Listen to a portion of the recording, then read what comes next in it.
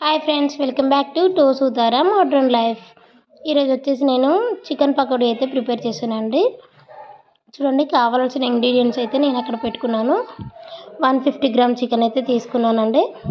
దాన్ని చూడండి చిన్న చిన్న పీసెస్, మరీ చిన్నగా కాకుండా మరీ పెద్ద కాకుండా చూడండి అలా కట్ చేసుకున్నాను. సాల్ట్ తీసుకున్నాను, కరివేపాకండి కొంచెం రెండు ముక్కలుగా తీసుకున్నాను కట్ చేసి. ఇవి వచ్చేసి పోపు గింజలు, పసుపు, కొంచెం పుదీనా ఆకులు, గరం మసాలా. దీంట్లో 2 స్పూన్ల శనగపిండి, 1 స్పూన్ బియ్యం పిండి అయితే వేసానండి. ఎక్కువ మోతాదులో ఏం అవసరం లేదు, ఎందుకంటే చికెన్ తక్కువ కదా. 2 పచ్చిమిర్చి చిన్న చిన్న ముక్కలు కట్ చేసుకున్నాను. 1 స్పూన్ అల్లం వెల్లుల్లి పేస్ట్, కొంచెం కొత్తిమీర. ఇప్పుడైతే నేను ఈ చికెన్కి అయితే ఇంగ్రీడియంట్స్ అన్నీ పట్టేలాగా మంచి కలిపి అయితే చూపిస్తున్నానండి. వాటర్ అయితే ఏమి యాడ్ చేయలేదు చూడండి.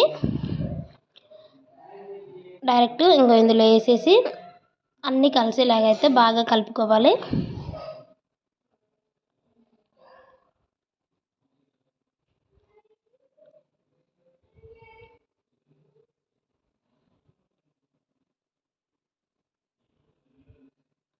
దీంట్లో అయితే వాటర్ వేయకూడదండి.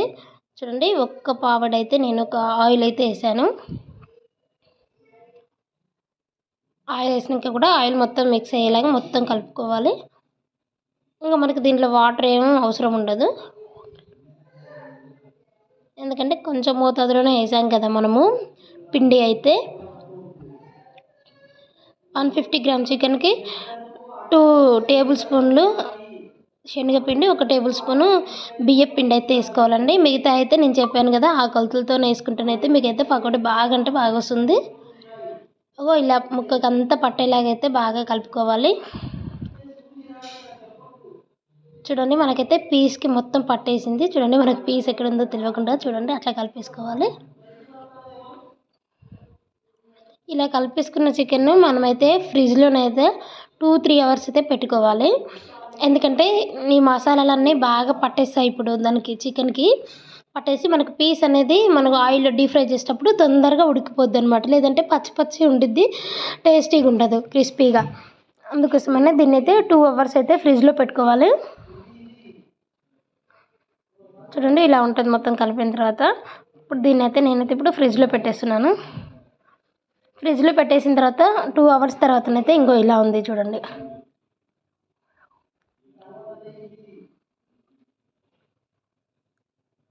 పీస్ చూడండి ఎంత స్మూత్గా అయిందో. కలర్ కోసం అయితే నేను కొంచెం ఫుడ్ కలర్ తీసుకున్నానండి. కొంచెం 1-2 డ్రాప్స్ వాటర్లో కొంచెం ఫుడ్ కలర్ వేసి, కలర్ కోసం అండి ఇది. మీ ఇష్టం, మీకు కావాలంటే వేసుకోవచ్చు, లేదంటే వదిలేసేయచ్చు అంతే. బాగా కలుపుకొని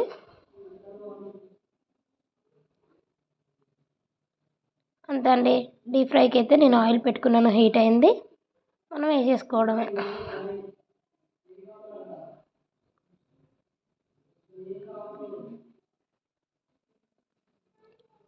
ఆయిల్ అయితే బాగా అంటే బాగా వేడి కానియొద్దండి, కొంచెం నార్మల్ హీట్లో ఉండాలి. ఎందుకంటే బాగా వేడి ఆయిల్లో వేస్తే చికెన్ ఫ్రై అవ్వక ముందుకే మనకు కలర్ వచ్చేస్తుంది. అందుకని నార్మల్ హీట్లోనైతే మనం పకోడీ చేసుకోవాలి.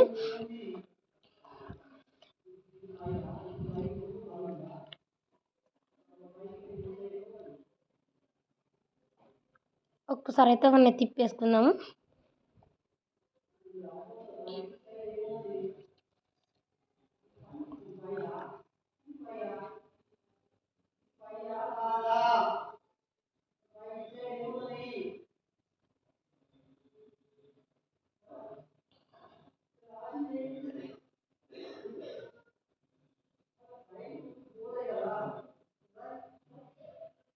చూడండి, మనకైతే పకోడీ రెడీ అయిపోయింది.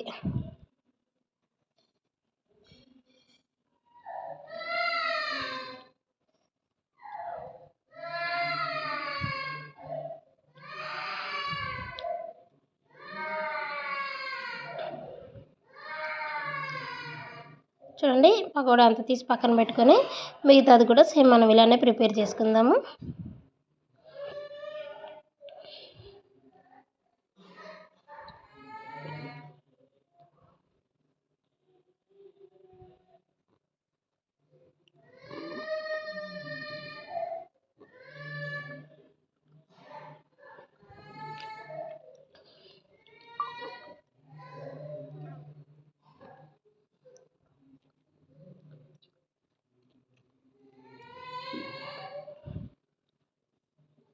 చూడండి మనకి ఇది కూడా రెడీ అయిపోయింది. ఒకసారి తిప్పేసుకుందాం.